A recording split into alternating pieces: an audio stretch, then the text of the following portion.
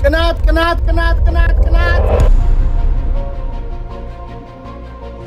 ቅናት ነፍስን አስጨንቆ መንፈስን ገሎ ስጋዊ ሞትን የሚያስከትል በስተመጨረሻ ከእግዚአብሔር የሚለይ በሰው ልብ ውስጥ የሚኖር ክፉ ካንሰር ነው።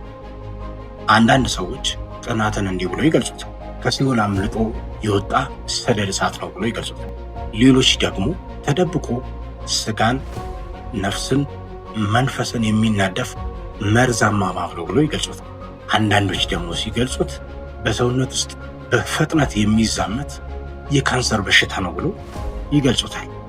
ምክንያቱም ቅናት የሰውን ሕይወት ምክንያታዊነት አጥፍቶ በሰው ዘንድ ጥላቻን፣ ነፍስን እስከ መግደል ድረስ የሚያደርስ ኃይልን የሚሰጥ የሰይጣን ክፉ ኬኒ ነው። ቅናት ማለት በሌላ ሰው እድገት፣ በሌላ ሰው መለወጥ ወይንም መሳካት መረበሽ፣ ያለመደሰት፣ መበሳጨትና ቅር መሰኘት ናቸው።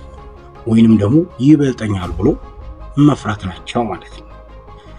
የእነዚህ ነገሮች ሁሉ ምንጭ ሰይጣን ነው ወይም ደግሞ ክፉ ነው። ምክንያቱም የእግዚአብሔር ቃል በዮሐንስ ወንጌል ምዕራፍ 10 ከቁጥር 10 ላይ ሌባው ሊሰርቅ ሊያርድ እንጂ ስለሌላ አይመጣምና ብሎ የእግዚአብሔር ቃል ይናገራል።